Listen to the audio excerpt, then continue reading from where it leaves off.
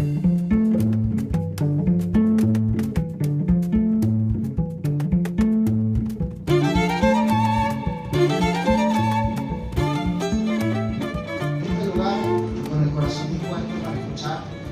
tema que es pertinente para nosotros, un tema que es importante.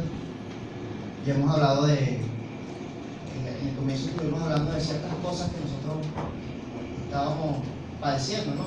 Desesperanza, ansiedad, estrés, afán. Para Valiente y Carlos nos acompañaron en esa oportunidad. La semana pasada Daniel, el pastor Daniel y la hermana de Lenny hablaron acerca de un tema que es para nosotros álgido, cuál es la migración. Venezuela despide más de los que recibe. En este caso, muchos más son los venezolanos que se van que los que se quedan.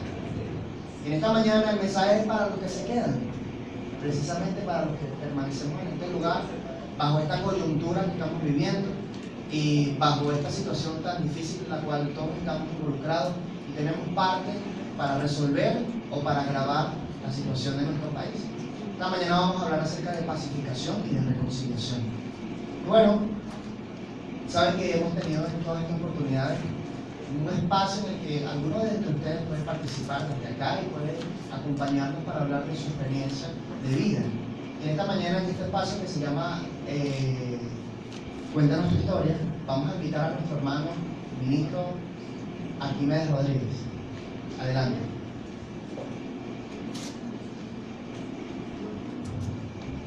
Bueno, en esta mañana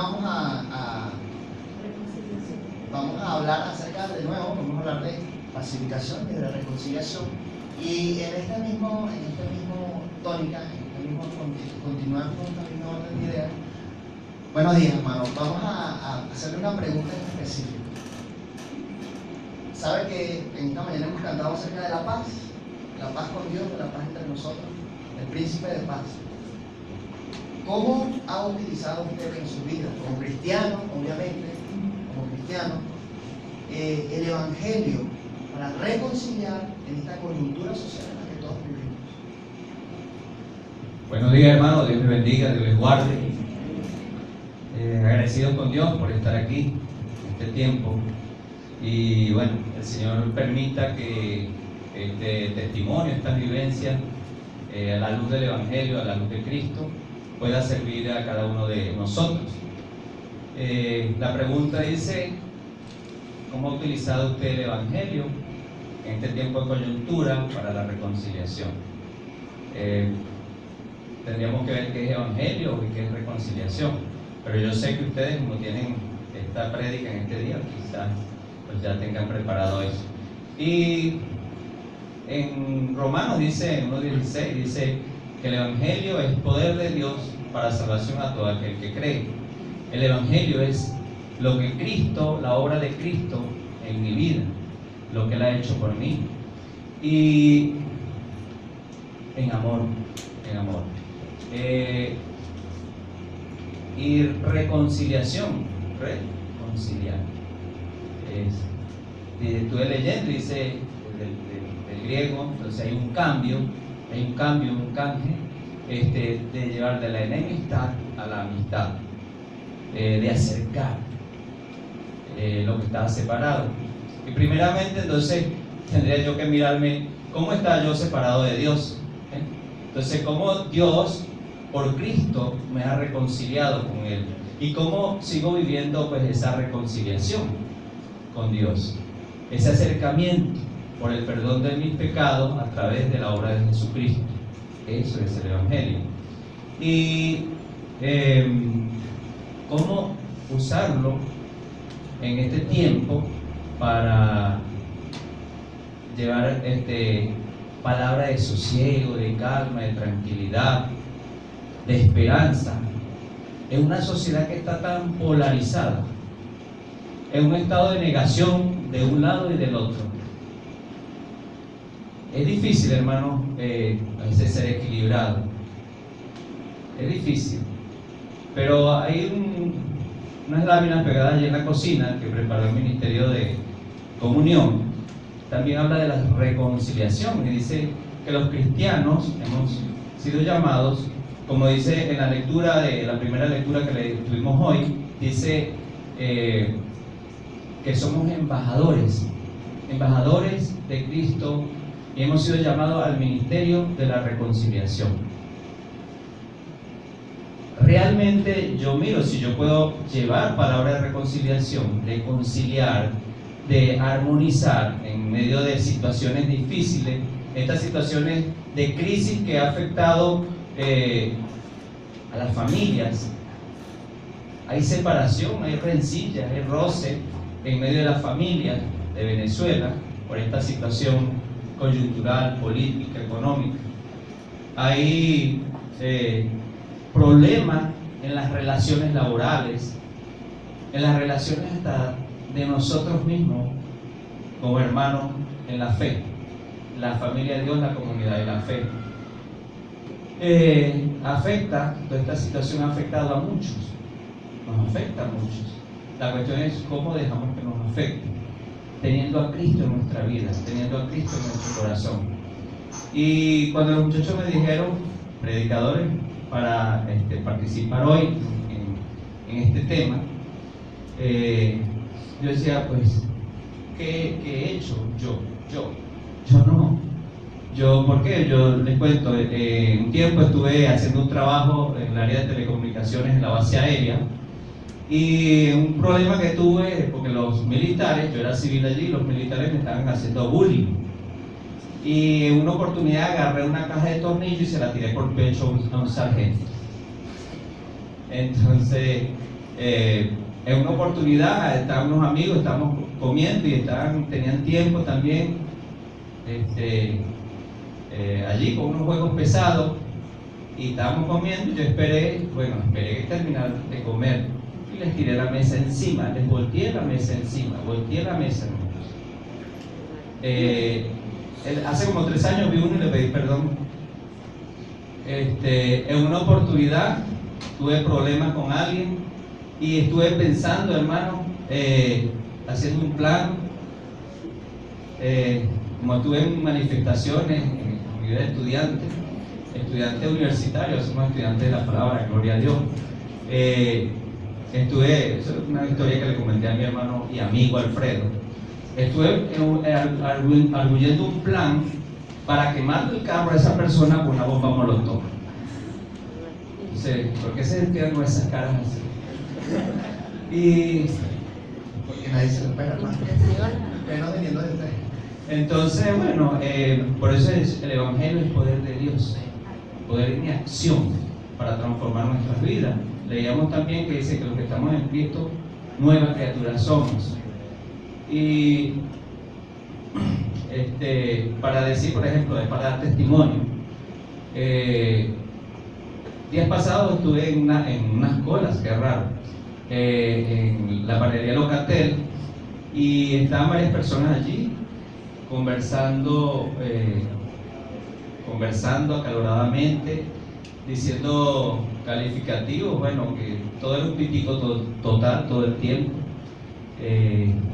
Cómo exponían allí, manifestaban lo que había en su corazón, el resentimiento, la ira, el deseo de venganza. Y decía, yo soy cristiano, ¿qué digo? ¿Qué hago? Entonces, de alguna manera empecé la conversación, y recuerdo que el hermano Carlos ese sábado nos había puesto una tarea sobre hablar de la depravación total con un amigo, con alguien, y yo, por llevar un mensaje allí para que viéramos qué somos sin Cristo, empecé a citar en Génesis capítulo 6, cuando dice que Dios miró el corazón del hombre y que sus pensamientos eran de continuo, hermano. Y por ahí me fui a Romanos, no hay ni uno bueno, no hay quien busque a Dios. Entonces le decía yo, nosotros no buscamos a Dios, Él nos busca a nosotros.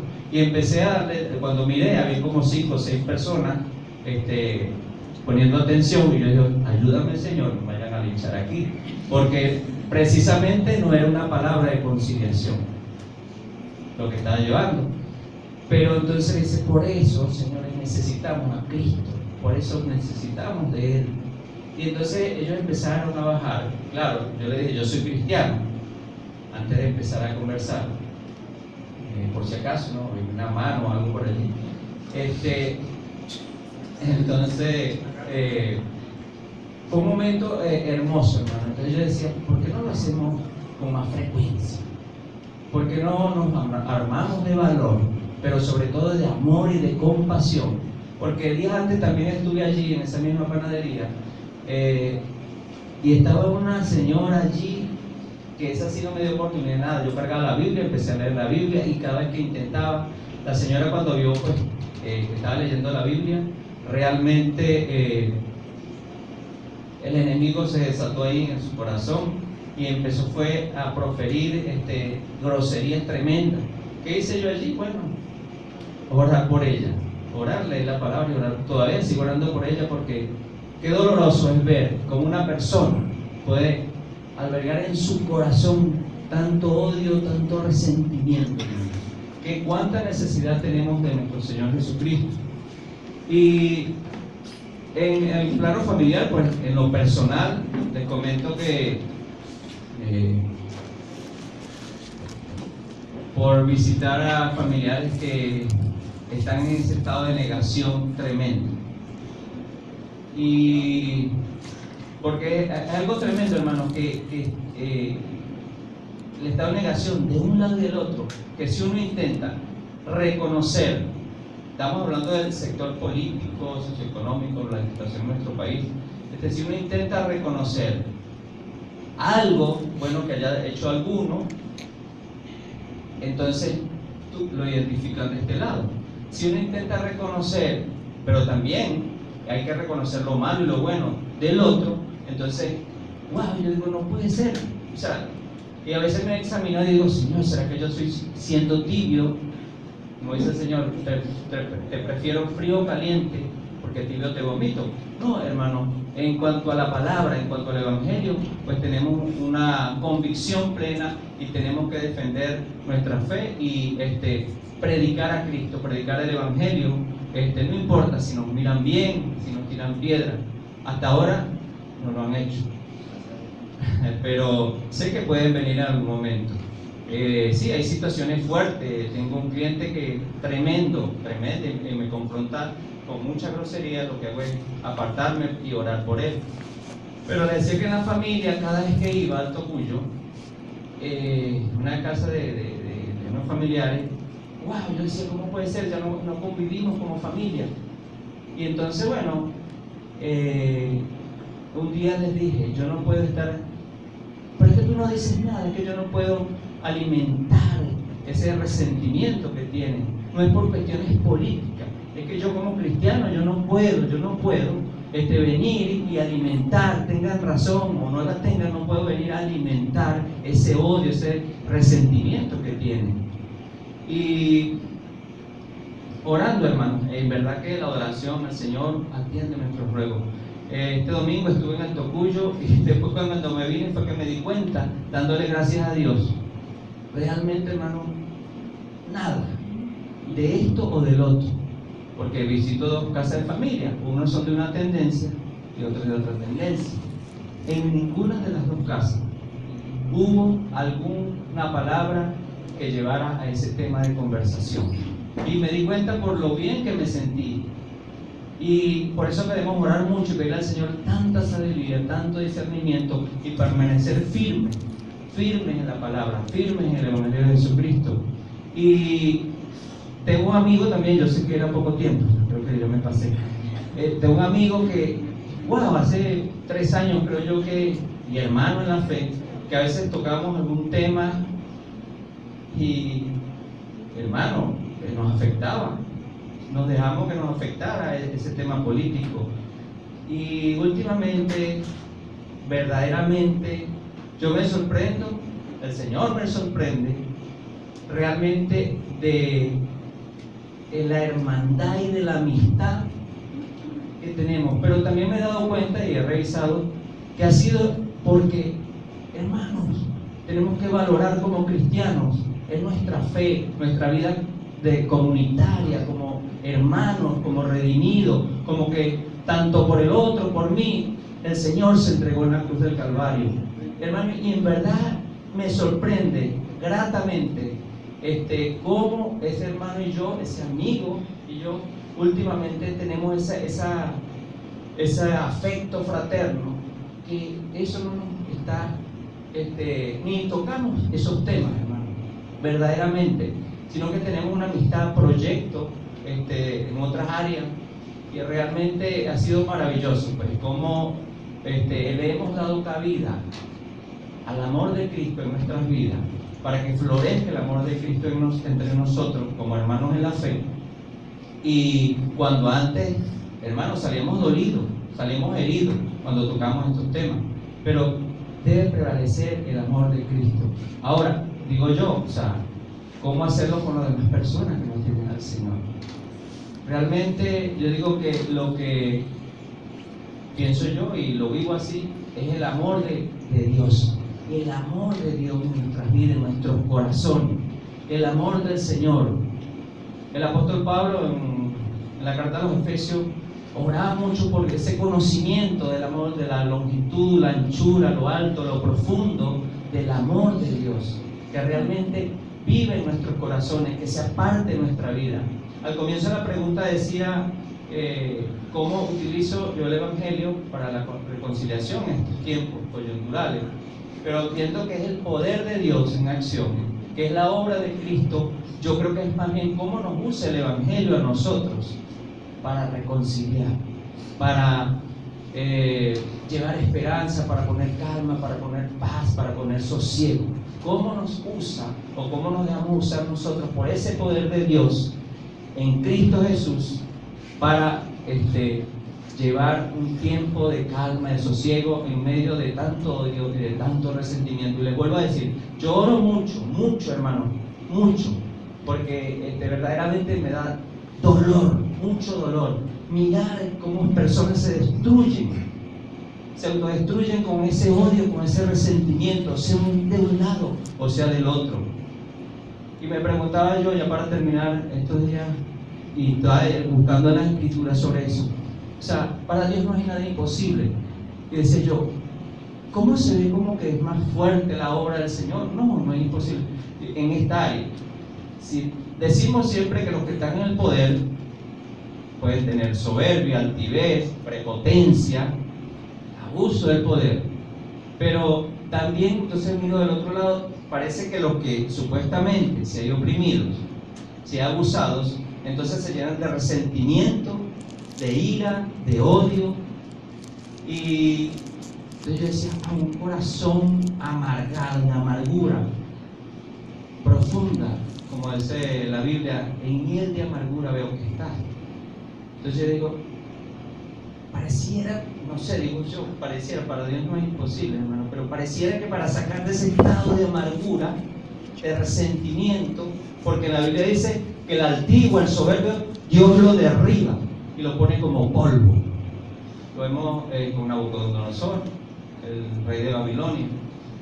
Y pareciera que estar en esa humillación, el Señor en su poder hace que el hombre se humille y recapacite. Ahora en la ira, en la soberbia, no sé, digo yo, ¿será que es más fuerte? Para Dios no es imposible, hermano. Pero esa es una reflexión que estoy haciendo y estoy orando mucho por guardar el corazón, el mío, que el Señor guarde el corazón de todos nosotros, los líderes, los hermanos de esta congregación, que nos guarde el corazón en estos tiempos, porque tenemos que ser sal y luz de la tierra, verdaderamente pacificadores. Dios les bendiga, Dios les guarde. Amén.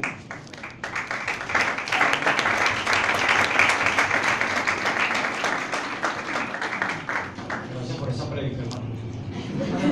Fue una prédica al micro. Que bueno, Salomón dijo, en la multitud de palabras hay transgresión. Y bueno, también la semana pasada, también el pastor Daniel citaba diciendo que ninguno pregunta con sabiduría acerca del pasado por qué los tiempos antiguos fueron mejores que los presentes. Y bueno, yo les quiero contar una historia para introducir ya el tema que nosotros vamos a conversar esta mañana. Y es que había un niño que creció conociendo a su papá. Su padre era bombero de profesión, una persona negada que había puesto su vida en riesgo una y otra vez para rescatar vidas que estaban casi a punto de morir en incendio. Y bueno, este niño creció mirando a su padre y admirándolo, y cuando fue ya adulto comenzó sus estudios como bombero, a capacitarse. Y entonces compró el casco y compró la chaqueta, obviamente antiincendio, y compró las botas y compró dos cubetas donde iba a estar el agua. Y yendo hacia la academia, su profesor les enseñaba cómo habían de dar primeros auxilios, cómo habían de entrar a los edificios que estaban encendidos en llamas. Y el instructor les decía: voy a darles dos tobos, esos dos tobos que ustedes tienen, voy a llenarlos con agua y con gasolina.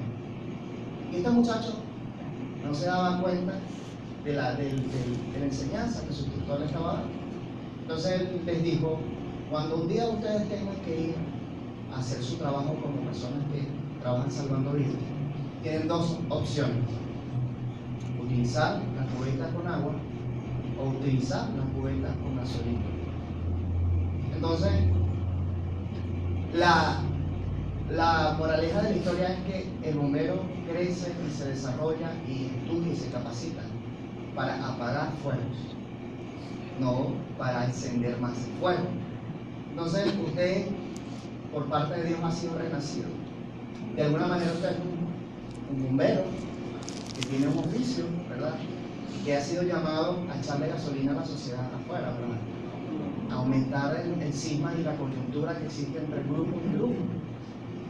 No, ¿verdad? Hemos sido llamados a ser bomberos de la sociedad, ofrecer una solución. Y bueno, en esta mañana vamos a hablar de esto, ¿verdad? Amén.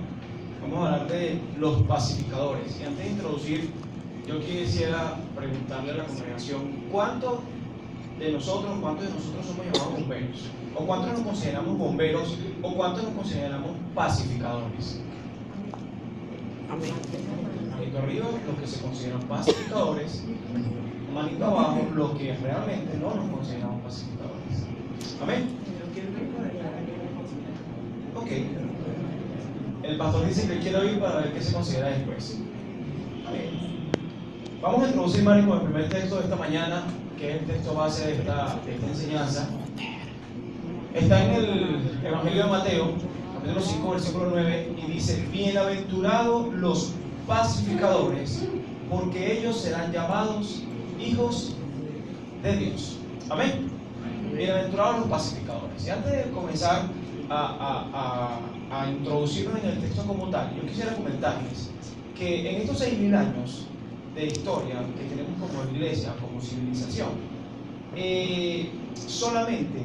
estadísticamente hemos estado un 7% en paz. ¿Qué quiere decir eso? Que solamente de los 6.000 años, 420 años aproximadamente, hemos estado en paz. Solamente un 7%. Es decir, el otro 93% hemos estado de una u otra manera enguerrillados o en guerra continua. ¿Ok? Y con este conocimiento, entonces, vale la pena preguntar: ¿por qué hay tanta hostilidad entre nosotros? ¿Por qué hay tantas guerras entre las naciones? ¿Por qué la iglesia, y no la iglesia Ciudad del Reino, sino la iglesia en general, en la iglesia en general ha habido tantas disensiones, tantas divisiones?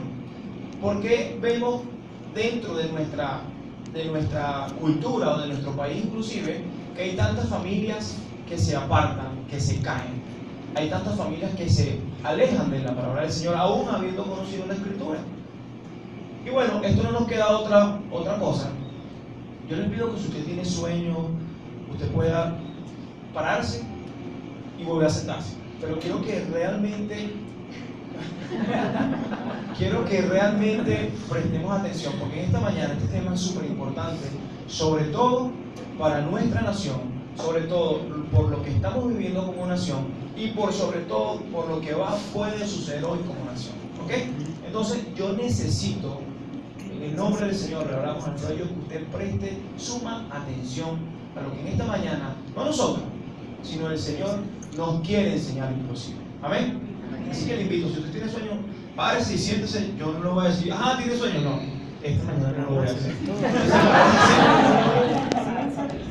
Eso sí, sin salirse, dice pastor, muy bien. ¿Ok? Entonces, cuando nos preguntamos esto y vemos esto, obviamente nos tenemos que ir desde el principio, porque la tragedia de nuestra vida comienza con la caída de Adán.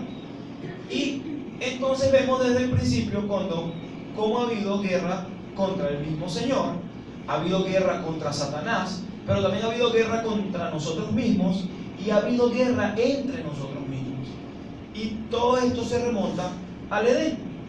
¿Y qué causa esto en nosotros? Cuando hay una disensión, y vamos a hablarlo a nivel familiar porque ninguno de aquí es un político activo que pueda decirnos ese ejemplo, sino a nivel familiar, ¿cómo nos sentimos cuando hay una disensión en nuestra familia? ¿Qué sentimos? Sentimos ira, sentimos rabia, sentimos preocupación, sentimos la bendita palabra que está muy de moda ahorita, que es ansiedad. Sentimos que no podemos solucionar, y esto genera hostilidad en el corazón de nosotros como iglesia, de nosotros como país, de nosotros como humanidad. Y esto nos da una deducción, y es que históricamente y evidencialmente nosotros nos resistimos a la necesidad de poder perdonar. Nos resistimos a perdonar. Y por eso en el 93% de nuestra historia estamos en guerra. Y como estamos en guerra, ¿qué necesitamos? Paz. Necesitamos paz. Ser pacificadores. Y también estamos en contra, por ende, de la sabiduría del Señor. Y entonces empezamos a hacer cosas buenas sin ser realmente buenos. O empezamos a rechazar lo malo sin nosotros despojarnos del viejo hombre. Y entonces a todas estas vemos a nuestro alrededor instituciones que se promulgan por la paz. Vemos conferencias por la paz. Vemos manifestaciones o marchas por la paz. Y vemos hasta psicólogos que ahondan por la paz. Voy a aprovechar aquí de colocar una pizquita de humor. Ahorita viene el Campeonato Nacional de Béisbol. Y entonces vemos a Jorge, que se llama Víctor, pero yo le digo Jorge, que es maracucho, de Maracaibo.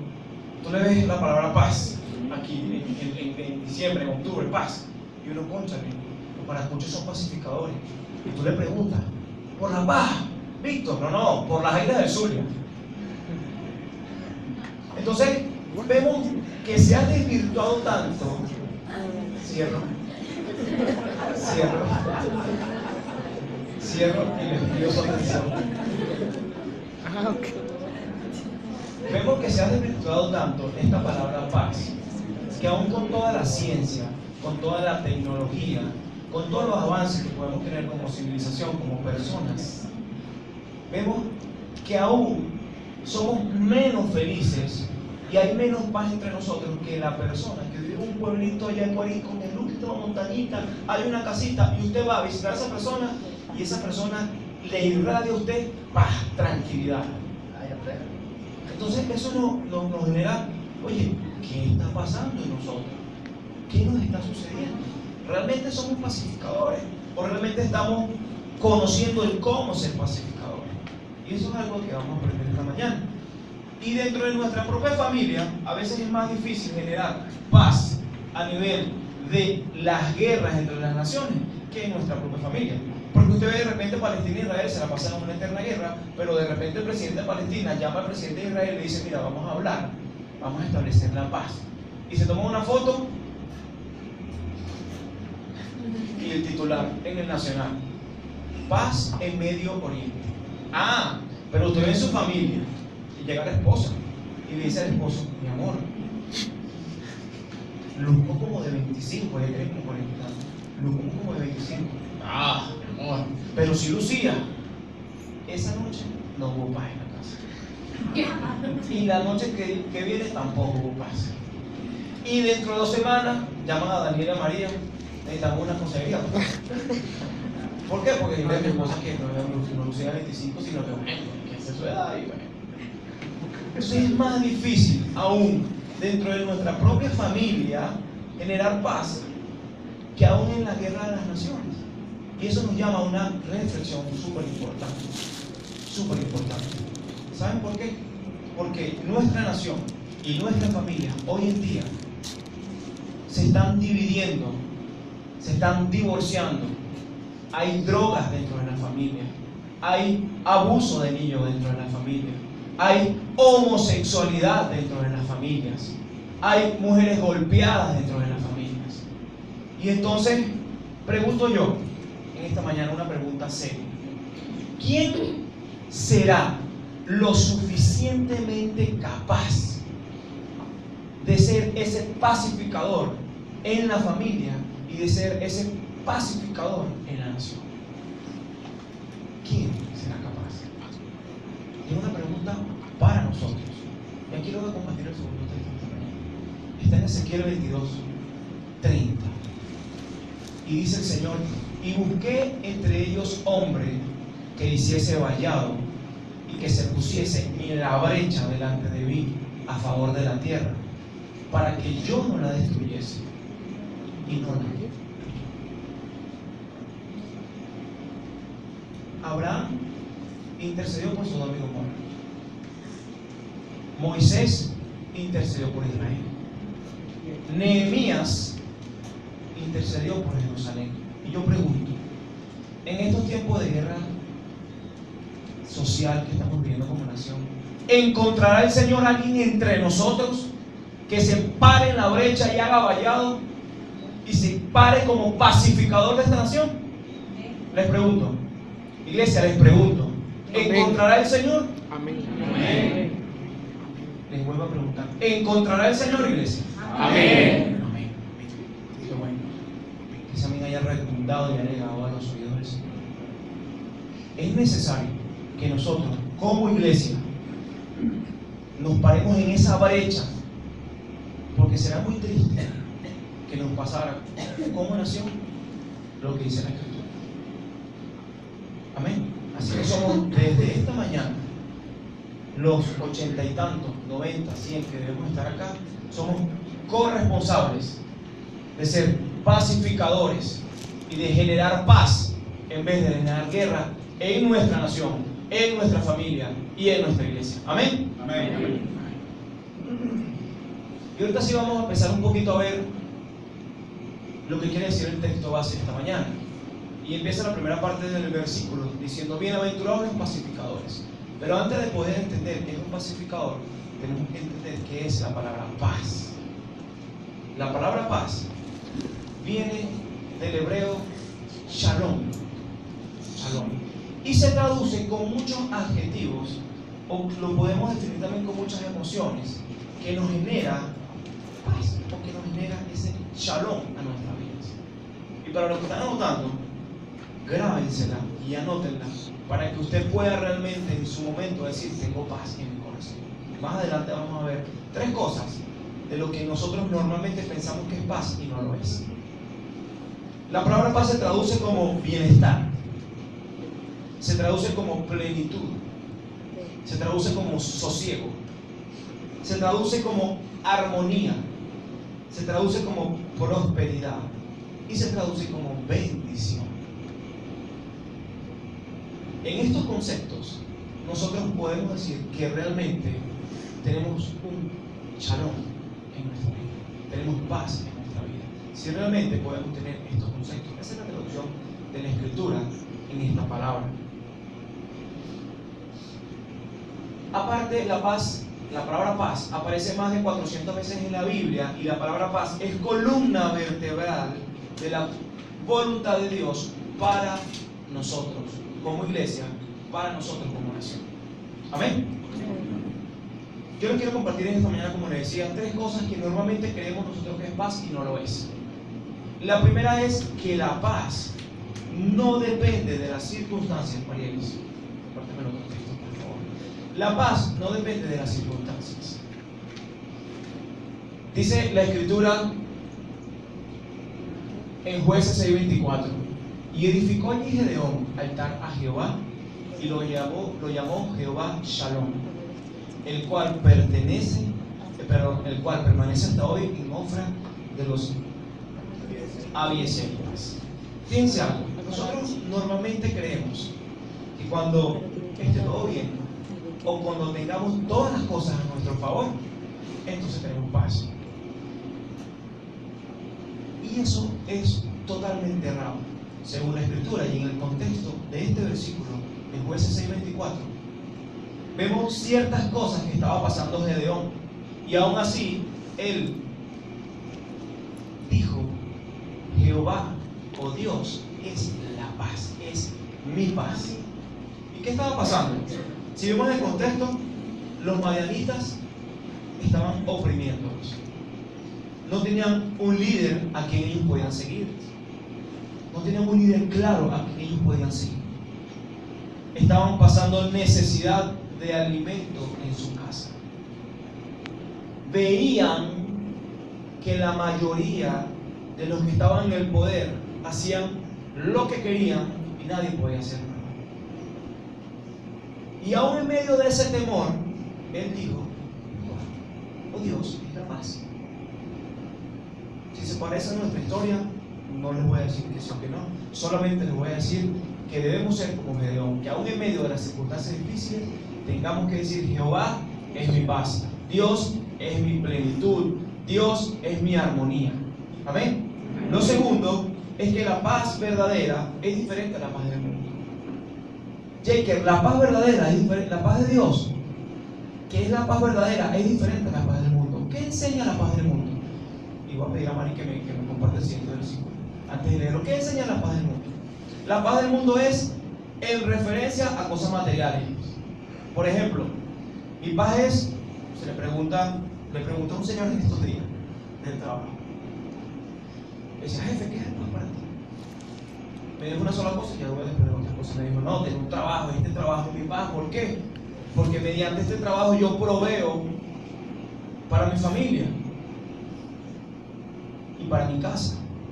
Y yo digo, y la paz del mundo también es que tener un techo para que su familia pueda estar y que sus hijos puedan sentir la seguridad.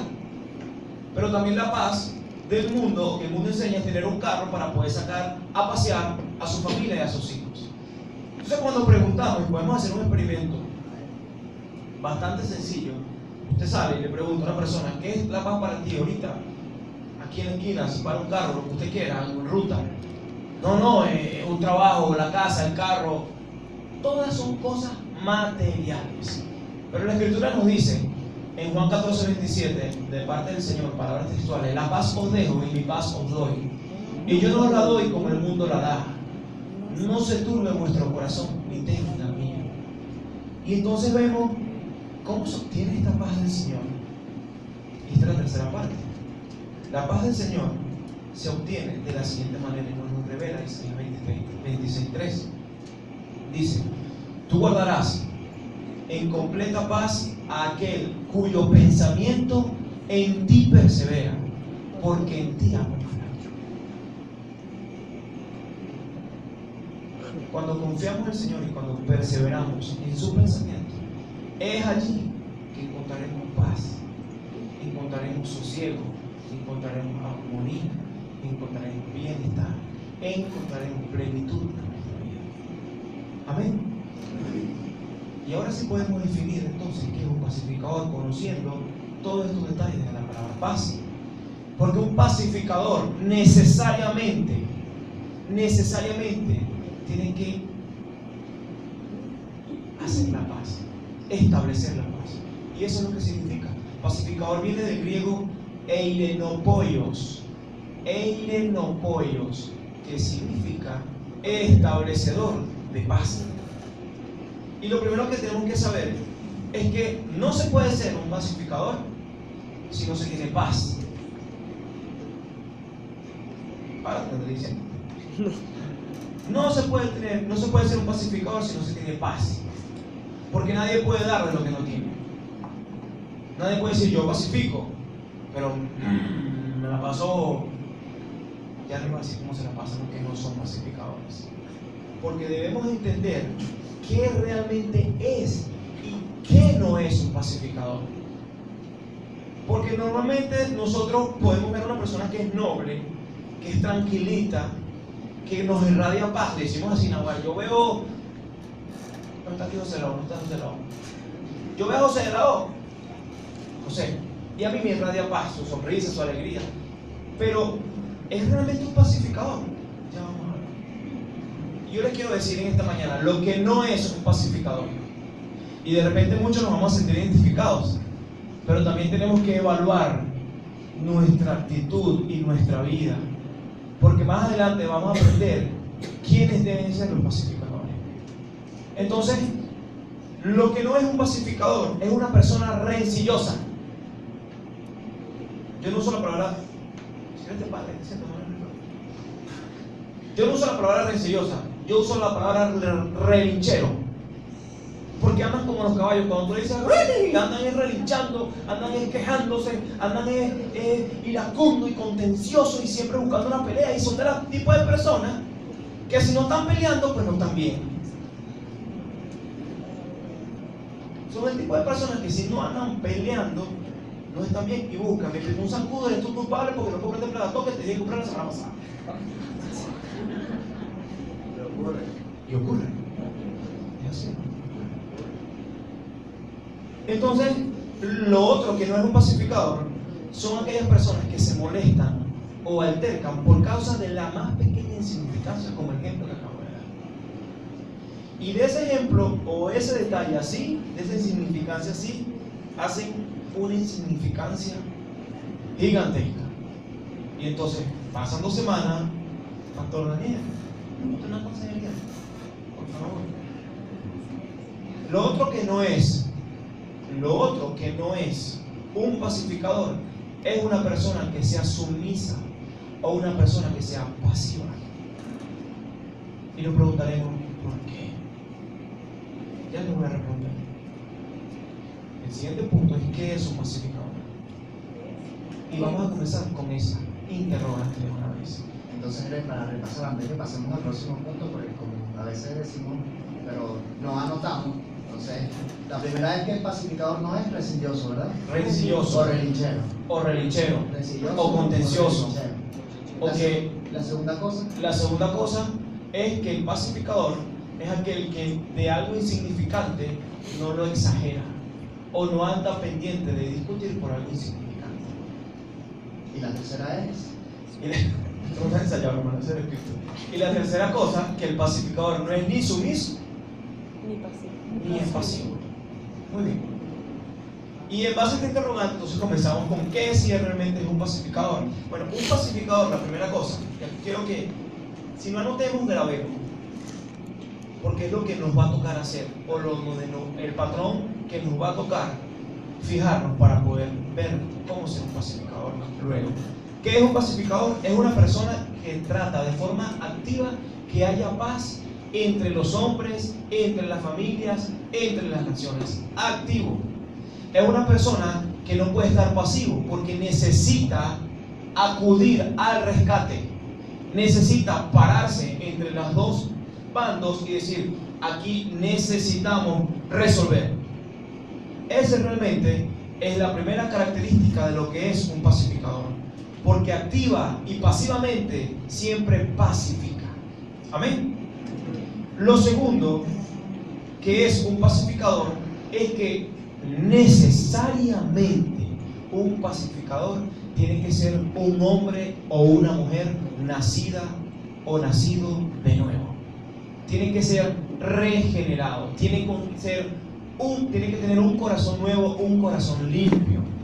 Porque es imposible que una persona que genere odio entre nosotros, que genere murmuración entre nosotros, que genere rencilla entre nosotros, pueda ser pacificador. Entonces, un pacificador tiene que ser aquella persona Nacido de nuevo. ¿Se quieren parar? Ok, una persona, entonces, un pacificador tiene que ser una persona activa, no pasiva. Activa y pasivamente tiene que ser un pacificador. Amén. ¿Sí vamos entendiendo? Sí. Qué bueno, porque esto nos va a llevar luego a poder entender cómo ser un pacificador. Lo tercero es que el pacificador es aquel que no ve las cosas por el efecto que produce en mí mismo. Es decir, el pacificador no es una persona egoísta. El pacificador de una situación o un problema no está pensando, ¿esto me afecta a mí? ¿O cómo me afecta a mí esto? No, él no está viendo eso. El pacificador está buscando cómo solucionar esa situación, cómo solucionar ese inconveniente. El pacificador no se pregunta, ¿pero esto que está pasando respeta mi derecho? ¿Ah? No, si no respeta mi derecho no hago nada. No. El pacificador no es egoísta y no piensa en sí mismo, no se ensimisma, sino que va en pro de que ambas personas, o ambos bandos, o ambas naciones, o ambas familias busquen la reconciliación de los que afloran las problemas. Amén. Y finalmente, un pacificador busca hacer justicia. Un pacificador desnuda el pecado. Pero esta justicia que imparte el pacificador no es una justicia sin misericordia. Es una justicia basada en la misericordia. Porque el pacificador le dice al afectado, no tienes la nobleza de perdonar. Porque la conciliación o la reconciliación es su objetivo final. Amén. Y cuando las cosas se ponen más difíciles, pues él se para en el medio. Y si es posible, recibe los golpes de ambos bandos. Porque él sabe que eso fue lo que hizo Jesús. Para que por medio de su sacrificio y su crucifixión en el monte Calvario, nosotros pudiéramos tener paz entre Dios y nosotros. Amén. ¿Sí entendimos lo que es un pacificador? Entonces lo primero es que activa y pasivamente pacifica. Lo segundo es que tiene que ser nacido de nuevo, ¿no? Regenerado. Lo tercero es que tiene que contemplar y hablar de que va a actuar no solamente cuando algo le afecta, sino que debe ser objetivo, es decir, sin prejuicio. Y no egoísta. Y lo último es que tiene que buscar la justicia basada en la misericordia y en la compasión. Amén. Amén. ¿Sí? Gracias, Alfredo, por el resumen.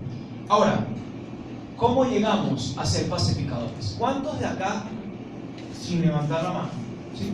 ¿Cuántos de acá, en base a lo que han escuchado, creemos que necesitamos realmente ser pacificadores y que hasta ahora no lo hemos hecho?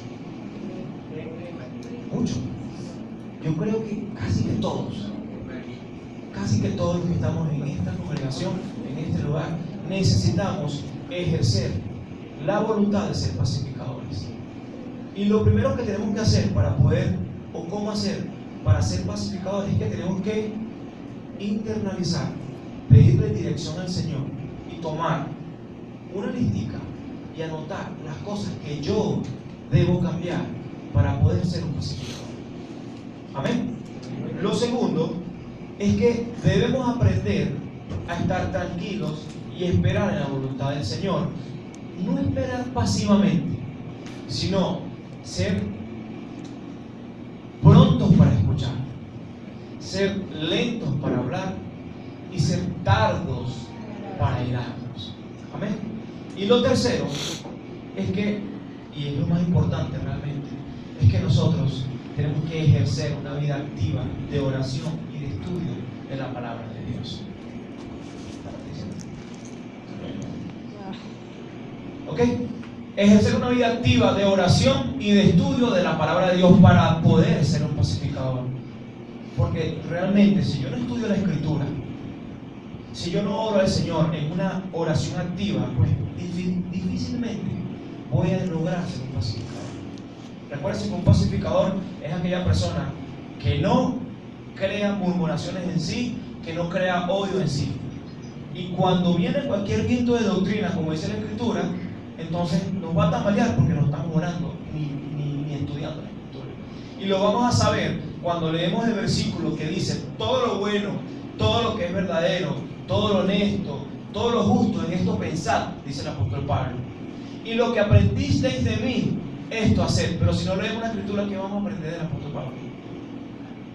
Cuando internalicemos esto y cuando tengamos esto claro en nuestra vida, entonces realmente sabemos que estamos avanzando a pasos agigantados para lograr ser pacificadores.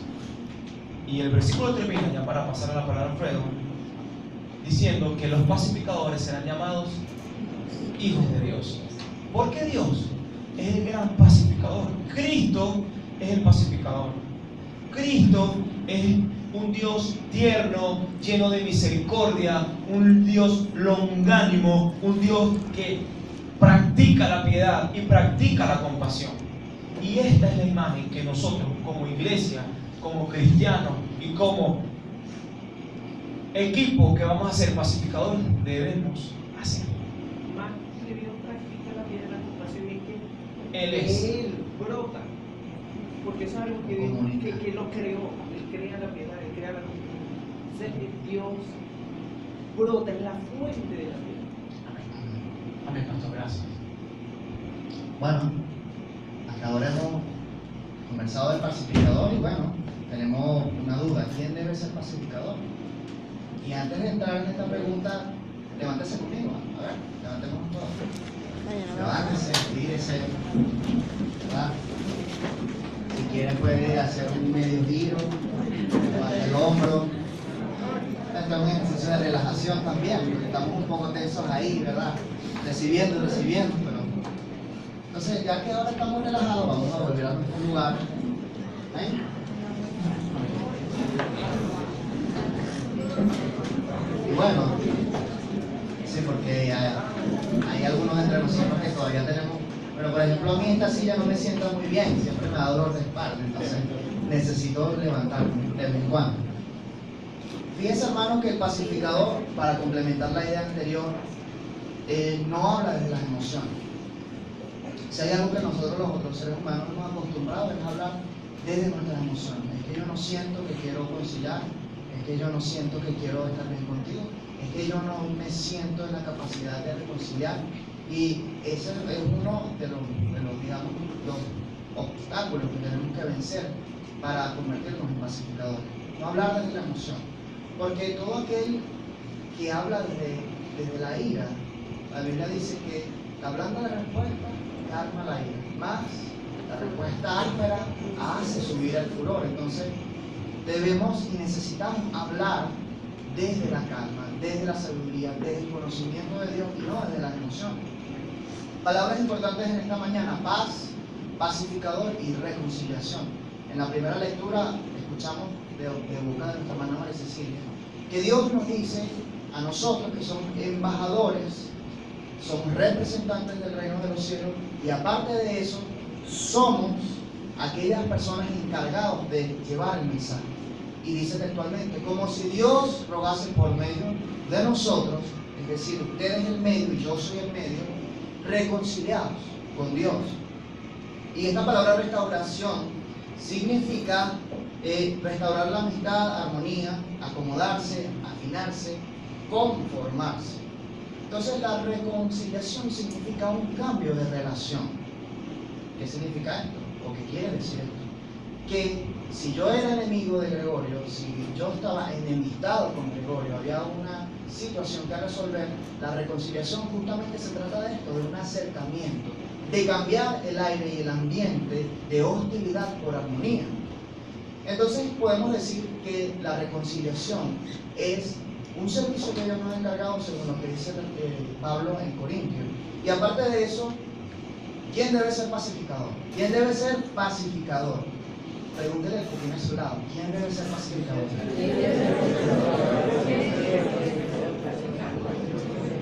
Porque fíjense que todos tenemos esta duda y está en el aire, porque pensamos que nuestra posición política y nuestra tendencia política es prioritaria por encima de nuestra identidad como cristianos.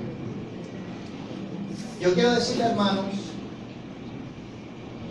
que es un error común en la iglesia de nuestros días considerar al pastor o al líder como una especie de cristiano profesional. Es decir, es como cuando vamos a la escuela y hay un maestro, y el maestro es quien imparte la enseñanza. Y el maestro obviamente es la autoridad. Y entonces todos los niños tienen la libertad de comportarse como ellos quieran y se montan en los pupitres y lanzan los cuadernos y se vuelve un desastre. ¿Por qué? Porque pensamos que el único que tiene que actuar en cabalidad, es decir, desde la calma, desde la quietud, debe ser el profesor. Entonces el profesor tiene que soportarme y aguantarme, ¿verdad? Porque yo estoy en la adolescencia y los adolescentes hacemos lo que queremos, ¿verdad? Y no es así. Así muchos de nosotros como cristianos pensamos que existen cristianos profesionales. Es decir, que solamente ellos están encargados de hacer la voluntad de Dios, de llevar a la práctica lo que dice la Biblia. Nosotros somos cristianos, somos reformados y nosotros tenemos una premisa muy importante, la cual es la sola escritura, ¿verdad? Como la única y suficiente fuente de autoridad para la vida del hombre. Fíjense que nos cuesta ser pacificadores, por lo que les había dicho anteriormente, que hablamos de nuestras emociones. O a quien no le afecta que a veces no puede cenar. O a quien no le afecta que a veces está esperando un hijo, ¿verdad? Viene un niño en camino a la familia y no tenemos cómo comprar un paquete de pañales que cuesta 35.000, 40.000 bolívares y solamente trae 19 unidades. Y resulta que usted cobra 55 semanal. ¿Cómo puede usted hablar con calma de esa realidad? Yo quiero decirles que muchas veces esas emociones vienen motivadas por un desenfoque de quién es Dios, de qué ha hecho Dios, de lo que hace y continúa haciendo por nosotros el día de hoy, y que eso nos lleva a justificar o a esconder nuestras emociones. ¿Qué significa esto? ¿Cómo las escondemos? Bueno, supóngase usted que usted tiene una cola, escuchando, ¿verdad?, la conversación de que la harina llegó a 13.000 bolívares, ¿verdad? Que la harina llegó a 13.000 bolívares y justamente a usted le encanta la harina, ¿verdad? Usted no puede vivir sin su arepa porque usted es venezolano, ¿verdad? Entonces, hay como un pequeño fuego que se va encendiendo, ¿verdad? Poco a poco usted le va a subir para allá, poquito a poco, hasta que la llama llega al punto de ebullición en el agua y usted estalla, explota y comienza a murmurar y a llenarse. No solamente que usted dice, sino que hay un intercambio de palabras. Usted habla de lo que desde su emoción, o yo hablo desde mi emoción, y usted también recibe lo que está hablando su interlocutor desde la emoción. ¿Y qué está recibiendo? ¿Palabra de Dios? Dígame, acá, ¿quién ha recibido palabras de Dios en una cola donde solamente se habla de odio y de respeto? Yo quisiera que alguno levantara la mano y le diría, eres bienaventurado. En ti se cumple una bienaventuranza, pero no hay presente entre nosotros uno. Así en esta mañana, yo tengo que decirles, hermanos, que nosotros no podemos tomar un versículo de la Biblia y justificar esas emociones negativas. No podemos justificar ni esconder el odio, la ira, la rabia, el descontento. Eso es natural que nazca en nosotros, porque somos seres humanos que tenemos una emoción. O dígame ustedes, si usted pellizca que tiene a su lado y no le va a poner cara como de que si lo vuelve a hacer, te lo devuelve doble, ¿verdad? Porque sentimos, porque tenemos sentimientos. Pero la Biblia dice, no se ponga el sol sobre vuestro enojo y sobre nuestro enojo, ¿no? Es decir, que antes que el día culmine, que el sol se oculte, usted debe haber dado resolución a esas situaciones, a esas emociones que tiene estancadas en el corazón. Cuando estamos en ese momento en esta sociedad, nos vemos influenciados por las personas que nos rodean. Es decir, usted no es un ermitaño que vive en la montaña encubierto, allá apartado, en el frío, comiéndose un maíz con mantequilla sabroso. Pero usted no está apartado de la sociedad, usted vive dentro de una sociedad, está insertado en una sociedad. ¿Qué quiere decir esto? Que usted va la mayor parte de su día a ser influenciado por personas que son buenas personas, son padres de familia, pero que la mayoría de ellos no son cristianos y por tanto no pueden pensar como usted. No pueden pensar como cristianos porque lamentablemente no lo son. Entonces, esa corriente de pensamiento ha influenciado nuestras mentes, de modo que nuestras emociones han llegado a opacar nuestras convicciones y a esconder nuestra identidad.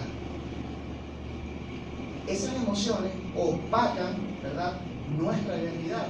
Yo le pregunto acá, y quiero que me sea sincero, levante la mano, ¿quién se considera cristiano? ¿Ves? La mayoría, o mejor dicho, todos. Entonces, ¿qué le digo, hermano?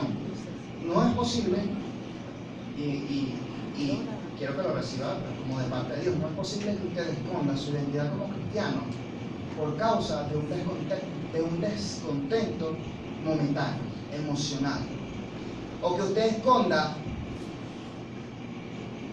todo el día, los 7 días a la semana, las 24 horas al día, los 30, 28, 31 días del mes y los 365 días del año, su identidad como cristiano por causa de las emociones. No es posible, porque usted es cristiano, usted no puede esconder eso. Si usted esconde eso, usted hace como el siervo. Y yo hago como el siervo malo que tomó el talento y lo escondió, lo enterró, porque Señor, tú eres un Señor malo que ciegas donde no siembra y pides donde no invierte. Entonces, todo esto, ¿en qué resulta? Bueno, resulta en que usted y yo somos una bomba de tiempo que está esperando el detonante específico y el momento específico para estallar. ¿Por qué? Porque hemos acumulado, ¿verdad? Eso que está en el corazón y en la mente, esa preocupación, esa ansiedad se ha convertido en una rabia y en un descontento, y esa misma rabia no me ha dejado equilibrar mis emociones para hablar de la esperanza que está por encima de lo que yo ahora poseo. Pablo dijo algo: y mi corazón dentro de mí desfallece, porque anhela que esta carne débil sea revestida del poder de Dios. Es decir, esperaba y anhelaba algo que era mejor que lo que estaba viviendo. Nosotros participamos en la murmuración y somos contaminados con esas palabras que estallamos, y muchas veces necesitamos hallar en la Biblia algún asidero para decir que nuestra emoción está bien, está acertada. Entonces conseguimos pasajes bíblicos donde dice, por ejemplo, dice, ojo por ojo y diente por diente, en el Antiguo Testamento. Esos del Antiguo Testamento nos buscan, mire, nos caen como anillo al dedo, como traje para una boda. Excelente, ¿verdad? Pero no nos gusta el tipo de pasajes bíblicos donde dice, por ejemplo, que a paz nos llamó el Señor. Sea conocida vuestra gentileza por todos, el Señor está cerca. Ahora, influenciados por esa mentalidad generalizada de nuestro mundo, nosotros como creyentes, fíjense, hay una consecuencia. En nuestro corazón ya no existe la preocupación ni el más mínimo remordimiento por alcanzar la paz. Yo no sé si a usted le ocurre, a mí me ocurre. A veces yo me acuesto en la cama sabiendo que en la calle están sucediendo cosas convulsas. Y me acuesto tranquilo y duermo, y digo, mañana me voy a levantar y voy a desayunar tal cosa, y tengo que reparar tal impresora. Y digo, yo mismo me sorprendo de la frialdad de mi corazón, ¿sabe? Yo me sorprendo de lo frío que puede llegar a ser mi corazón.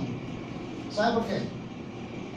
Porque no sentimos responsabilidad, no sentimos carga. Es más fácil callar y hablar desde la comodidad. Es más fácil quejarnos y decir, ¿verdad? Y hablar y protestar, mataron a tal persona, tal gobernante tal cosa, y el gobernante decir, ustedes están haciendo una guerra económica. Es fácil acusar, es fácil sentarnos, ¿verdad?, en el trono y comenzar a señalar y decir y buscar culpables, porque los va a conseguir, los hay, usted y yo los vamos a conseguir. Están allí y son visibles. Yo quisiera que usted y yo llegáramos a la casa del machaquero que compra la harina en 800 bolívares y la venden en 13, y le dijéramos lo mismo. Ve, no nos atrevemos a hacer esas cosas. Es difícil, es difícil. Por lo tanto, no nos sentimos esa carga de responsabilidad, decimos que lo haga otro. Dios le libre, porque nuestra zona de comodidad es estar en el lugar donde no corremos peligro y donde nuestras prioridades no son afectadas. Es decir, nuestra casa, nuestro carro, nuestro trabajo, nuestra familia, nuestros hijos, nuestros matrimonios.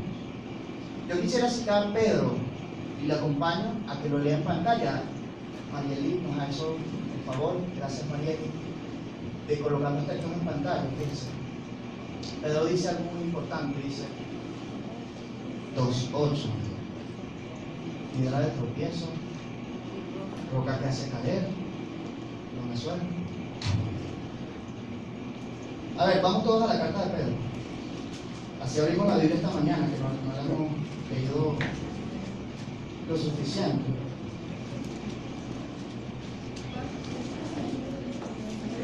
Primero o segundo. Primera. Y en verdad me equivoqué yo dándole el texto a Mariel, y es el versículo 9. Es bueno decirlo, porque a veces ustedes están de este lado y piensan que es el que está en la consola que se equivoca, y a mí me pasa mucho, ¿verdad? Entonces, la defiendo. El versículo 9 dice: mas vosotros sois linaje escogido, real sacerdocio, nación santa, pueblo adquirido por Dios, para que anunciéis las virtudes de aquel que os llamó de las tinieblas a su luz admirable. Amén. Amén. Qué bueno. Oiga, hermano, qué bueno es que usted tiene una ciudadanía maravillosa. Ah, mira, qué bueno. Amén. Ahí está. Qué bueno porque puedo mirarlo. Dice: mas ustedes son linaje, y esto es necesario que usted y yo lo miremos. Dice que, primero dice que hay un linaje, y lo segundo que hay un real sacerdocio. Yo voy a fijarme primero en la palabra sacerdocio. Sacerdote significa constructor de puentes. Sacerdote significa constructor de puentes. Tiene un oficio. El oficio del sacerdote es ser un pacificador o un reconciliador, es decir, acercar a las personas a Dios. Uno que intercede, gracias, pastor. Uno que intercede entre uno y otro.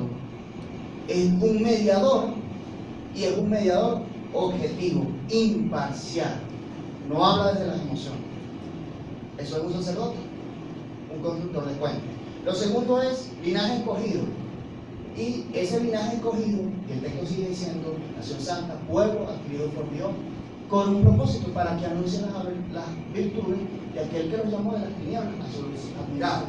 Entonces, esos somos nosotros, la iglesia, personas redimidas, perdonadas, compradas por precio de sangre, siervos del Dios Altísimo, a quienes se les perdonó una deuda eterna.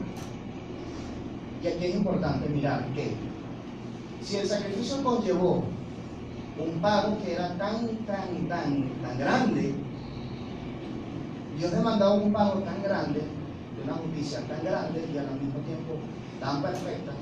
Entonces ese perdón alcanzó de una manera maravillosa y grandiosa toda la eternidad para con nosotros. Y ahora nuestra relación con Dios está marcada por el perdón y por la paz. Y de ese modo dice que este pueblo está llamado a anunciar las virtudes. Anunciar las virtudes. En teología reformada, todos los que somos reformados y amamos nuestra teología, nuestra doctrina, ¿verdad? Y la abrazamos con amor y con aprecio, enseña que los creyentes ya no necesitan un papa, ya no necesitan un pastor para acercarse a Dios, sino que todos por la fe tienen amplia entrada a la presencia de Dios por medio de Jesucristo. Y fíjense que esta perla, esta enseñanza nos señala que nosotros que creemos debemos ejercer activamente este ministerio que Dios nos ha encargado. Y es el ministerio, es el servicio de la reconciliación, porque nosotros somos sacerdotes. Dígale que tiene a su lado: tú eres un sacerdote. Y yo soy un sacerdote. Y un sacerdote es uno que construye puentes. Ahora, toda la iglesia tiene entonces un rol dentro de la sociedad. Usted dirá: ajá, ¿y yo por qué no puedo ir a la protesta? Si yo quiero ir a la protesta. Ajá, ¿yo por qué no puedo montarme una moto y capucharme y comenzar a disparar perdigones? Porque yo puedo, yo soy venezolano y estoy de acuerdo con una postura. Usted dirá: yo puedo, yo quiero y yo lo voy a hacer. Hermano, en nombre de Dios yo le ruego, está muy claro en la Escritura. La Biblia dice que debemos ser pacificadores. Entonces el rol de la iglesia está definido. Y usted es iglesia, y usted es pueblo de Dios, porque es nación santa. Y usted tiene una prioridad por encima de sus sentimientos. La prioridad es la voluntad de Dios para nosotros. Mi prioridad es lo que Dios quiere que yo haga, lo que Dios desea que yo haga, no lo que yo quiero hacer. Porque yo no puedo confundir mi voluntad con la voluntad de Dios. ¿Cuál es la voluntad de Dios? Que salgamos a la calle y protestemos de manera inconstitucional. No. Y tampoco lo es que yo apruebe la corrupción de uno o de otro. Tampoco. Es que no estamos por partidos políticos. Y eso hemos intentado hacer durante toda la serie. La Biblia dice en Romanos capítulo 12 no os conforméis a este siglo, sino transformaos por medio de la renovación de vuestro entendimiento, para que comprendáis y comprobéis cuál sea la buena voluntad de Dios, agradable y perfecta. Ahora, el deber de la iglesia en esta coyuntura social es reconciliar. El deber de la iglesia, el deber del que tiene a su lado y de usted mismo y de mí, de yo, es reconciliar. Es reconciliar. Ahora, fíjense, usted y yo pensamos que la pacificación es algo demasiado inalcanzable. Usted dirá, no, pero es que en repetidas ocasiones el sol se ha puesto sobre mi hombro. Y como dijo un predicador, luche por esa bendición. Las bienaventuranzas, en ella, en ese sermón famoso del monte, están inscritos en gloria aquellos regalos, aquellos dones que Dios ha dado a sus hijos. Y cada una de esas bienaventuranzas son atributos de verdaderos creyentes. Alcáncelo, hermano. No se sienta limitado. Luche. Yo no sé usted, pero cuando tenemos una necesidad en el corazón, no nos quedamos acostados en nuestras camas, llorando y pensando cómo vamos a resolverlo. Nos levantamos. Pues que cuando usted tiene hambre, o yo tengo hambre, ¿verdad? Nos acostamos, oh perezoso, mira la comida, ¿verdad? Y entonces el plato de comida viene solo, lo traen las hormigas. O los cuervos, como en el caso de Elías. No, ¿verdad? Usted tiene que levantarse. Y yo tengo que levantarme. Y precisamente ese es el rol de la iglesia. Necesitamos abandonar nuestra condición de inercia espiritual. Muchos estamos inertes. Muchos estamos así como que, ajá, ¿y ahora? Y estamos en los lugares y miramos de lado y lado. ¿Y ahora qué hago yo? Porque yo sé lo que soy. Yo soy cristiano. Yo sé a qué me ha llamado Dios, pero ¿cómo lo hago? Tengo miedo, tengo temor. Ahora, ¿sabe? El cristiano es un ciudadano y el pacificador es un ciudadano. Y aunque es cristiano, recuerda que el cristianismo no requiere que renuncie a su ciudadanía. Usted es un ciudadano, usted no debe renunciar a su derecho como venezolano, pero debe usar esa ciudadanía para dignificar y glorificar al Señor donde quiera que usted está. Usted necesita hacer un uso sabio de esa ciudadanía. Y yo también lo necesito, obviamente. Esto en cuanto a quién debe ser pacificador. Para terminar, la Biblia dice que sus mandamientos no son gravosos. La voluntad de Dios para nuestra vida no representa una carga ni un peso, sino que es una delicia.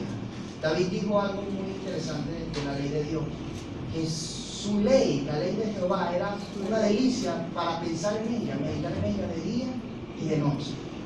De día y de noche David pensaba, meditaba y agradecía por la ley de Dios. Y este punto tercero tiene que ver con el Evangelio. Usted dirá, ajá, ya sé que yo debo ser un pacificador. Yo sé, ¿cómo lo hago? ¿Cómo lo alcanzo?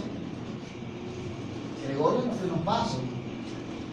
Y vamos a complementar diciendo que el Evangelio es el método más eficaz. Y podríamos incluso decir que es el único método de reconciliación. El único método que Dios ha utilizado para reconciliarlo usted consigo mismo, es decir, Dios. Porque usted no podía acercarse a Dios.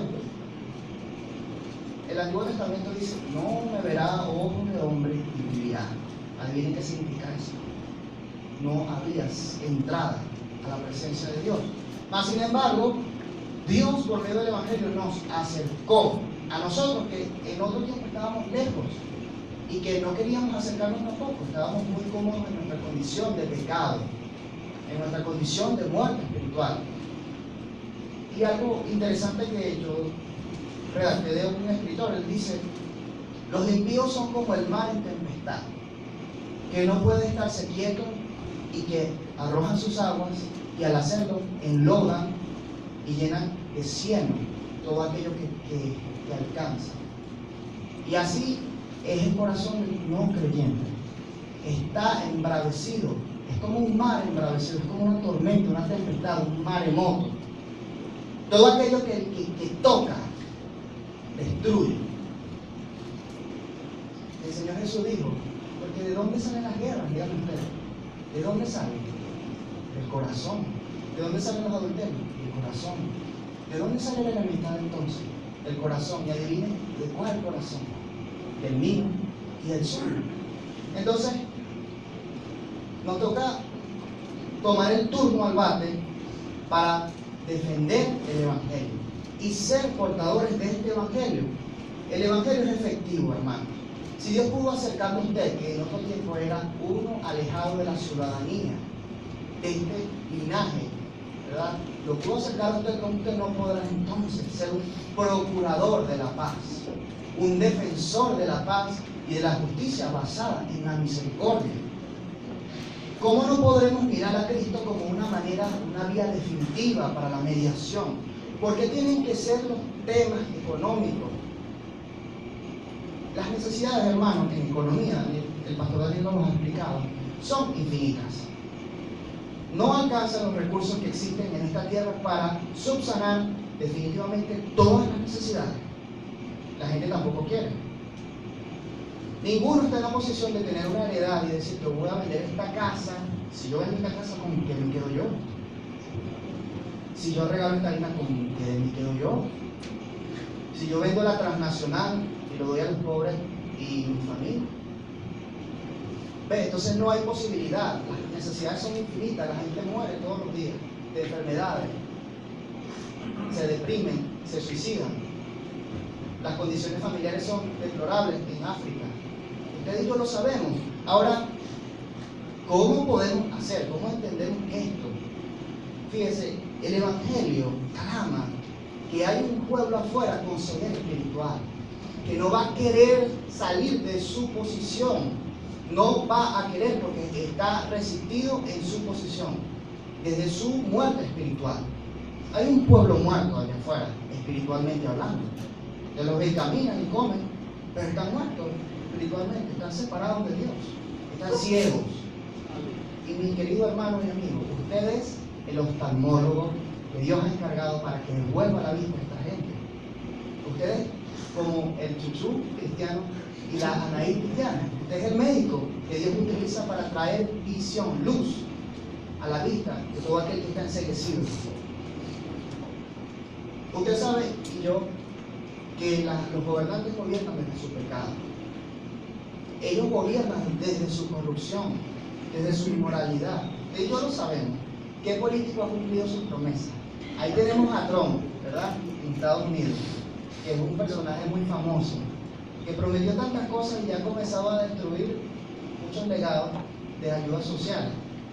Y aquí tenemos también un gobierno que también está destruyendo lo que pudo haber parecido un socialismo.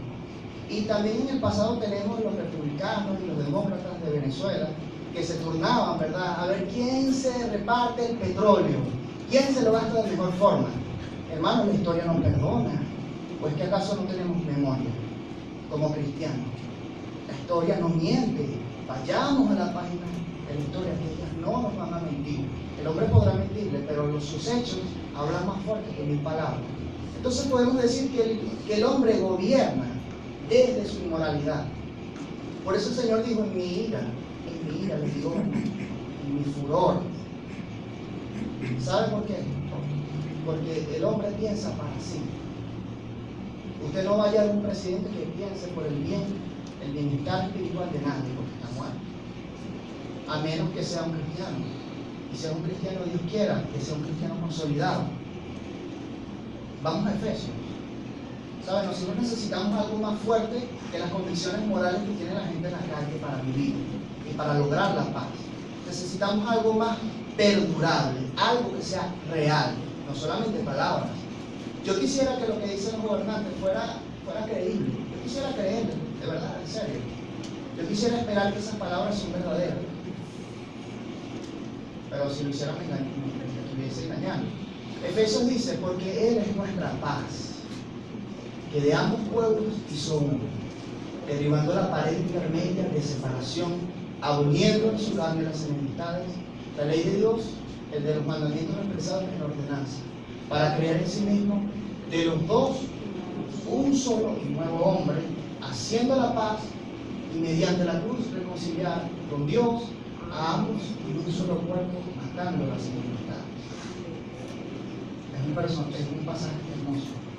cada uno de los pasajes que yo he citado debería uno dedicarse en un solo texto, en varias predicaciones, a hablar de lo que significa en su contexto. Pero hay dos pueblos, podemos observar dos pueblos, podemos observar un muro, podemos observar muerte de las enemistades, un nuevo hombre y un sacrificio suficiente. Dice, y mediante la cruz reconciliar con Dios a ambos en un solo cuerpo, matando las enemistades.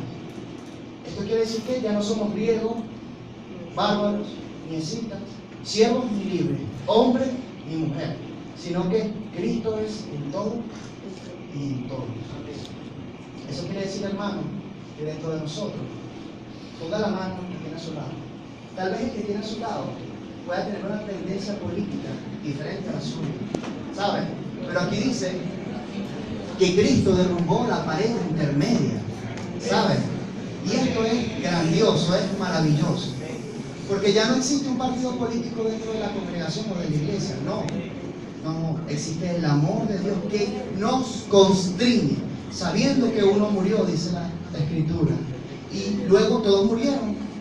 Y los que ahora viven ya no viven para sí. ¿Sabe qué? La reconciliación, hermano mío, de manera práctica es derribar esa pared que nos separa. Es construir un puente de compañerismo. Y al mismo tiempo es promover la igualdad.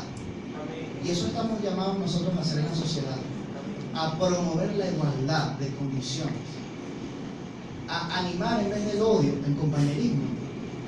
O sea, yo no entiendo por qué si siendo venezolanos tenemos que ser separados por una ideología. Yo no entiendo por qué. A veces como venezolanos podemos hablar de manera tan déspota, hermano. Nuestras palabras, nuestras acciones hablan de lo que hay en nuestro corazón. Somos déspotas, somos inhumanos. Perdón, inhumanos no, porque no somos animales. Pero somos personas con una moral muy baja para tratar a los demás. Yo le invito, de verdad, a que usted y yo podamos mantener la unidad del espíritu en el vínculo de la paz. Primero entre nosotros y luego después hacia afuera. Entonces necesitamos unidad en nuestras iglesias. Nosotros necesitamos estar unidos con Dios en nuestras familias para comunicar a este mundo perdido que hay un camino verdadero a la paz. Yo necesito estar convencido de que soy un pacificador y de que el Evangelio es un método de pacificación y de reconciliación. El mundo que conocemos está caído. O díganme usted que ha conocido a una persona totalmente inocente, que usted pueda decir, es aquí, un hombre del cual no se puede escuchar una ofensa ni un falso argumento. ¿Usted lo ha conocido? Es Cristo, ¿verdad? Pero yo no lo conocí. Ojalá me fuese tocado conocerlo hace 2000 años, pero no lo conocí. Eso quiere decir que si este mundo está caído, entonces existe dividido y existe bajo sospechas y múltiples posibilidades de amenazas y de autodestrucción. ¿O qué opina usted acerca de la guerra armamentista que promociona Corea del Norte? De lo que está pasando en Siria, de lo que pasó en Libia, de lo que aún pasa en Irak con el ocupamiento militar. Existen amenazas de destrucción, quiero decirle, y son reales. Solamente que no están acá, o no los sufrimos porque están del otro lado o en otros continentes, pero son reales. No es solamente el hecho de que no tengamos una línea, pues porque a veces puede parecer hasta egoísta, no mirar la realidad de otros afuera, para sentirnos cómodos con lo que Dios nos ha dado, estamos en nuestro lugar. Y la migración sucede no a estos países, le doy la noticia, no sucede a Siria, no sucede a Libia. ¿A dónde más o menos ocurre? A los países que son económicamente más estables. Es decir, yo voy buscando lo que yo me merezco. Esta es la vida que yo me merezco, ¿verdad? La piscina, las bolsitas de oro allá en los Emiratos Árabes Unidos, los inodoros de oro. En serio, hermano, esa gente yo no sé qué piensa o qué tiene en la mente, en el cerebro, de verdad. No sé qué piensan, pero hasta ese punto ha llegado la vanidad. Lo peor de todo es que hay muchos cristianos pagando estos hoteles de 7 estrellas, que con estas que con este dinero podría darle de comer a muchos pobres. Hay cristianos, y Discovery se ha dedicado a desacreditar a la iglesia, ¿sabes? Tomándole fotos y grabando a estas personas que se dicen cristianos. La reconciliación, hermanos, es importante y es fundamental en nuestra sociedad. Yo tengo que hacer lo que esté dentro de mis manos para hacer lo que Dios me ha mandado a hacer, y es reconciliar por medio del Evangelio. Porque el cristiano debe ser un ejemplo viviente de todas aquellas cosas que considera verdad, a fin de que la gente pueda creerle. O díganme ustedes, ¿cómo le cree si un amigo le miente y usted lo agarra la mentira? Después usted podrá tener confianza en él. ¿Verdad que sí? ¿Verdad que es difícil? Entonces, nosotros como cristianos, que somos de nombre cristianos, hijos de Dios, también somos de nombre pacificadores y reconciliadores. Haga de esa verdad parte de su vida, incorpórelo a la vida, incorpórelo a su manera de ser. ¿Sabe? Usted dirá, bueno, reconciliar no es lo mismo. No, yo sé cantar bien. Mientras que al mismo tiempo continúa con su estrategia santificadora de ponerlo en mejor forma moral y espiritual. Dicho esto, debemos salir de acá con el propósito de unificar, acercar y reconciliar a este mundo perdido con Dios, transmitiendo la esperanza de la cruz mientras nos convertimos en mejores ciudadanos y mejores cristianos. Así que, ¿qué le parece si nos ponemos en pie? Este no es un tema fácil para mí, debido a que todavía continúo creciendo en esta área. Y estoy seguro que para muchos de nosotros es difícil. Y yo creo que de repente alguno de ustedes podrá decir, bueno, de verdad yo necesito arrepentirme, necesito ser ministrado por Dios y cambiar mi actitud hacia la vida. ¿Sabes? No eres lo que haces, sino lo que transmites. Tú puedes ser un gran profesional, pero si lo haces con amargura, vas a transmitir eso, amargura. Si eres un cristiano sin gozo, vas a transmitir eso, depresión. Si te llamas pacificador, pero eres rencilloso, vamos a transmitir eso, rencillo. Y esta mañana yo quiero invitarnos a que nos reconciliemos nosotros con Dios. Y después de acá, no se olvide, hermano, por favor, no lo olvide, reconcilie, perdone, pase por alto, y a ver a que Dios lo recompensará con esta bienaventuranza, y los que lo miran dirán, este es un hijo de Dios. Así que Dios, nos arrepentimos.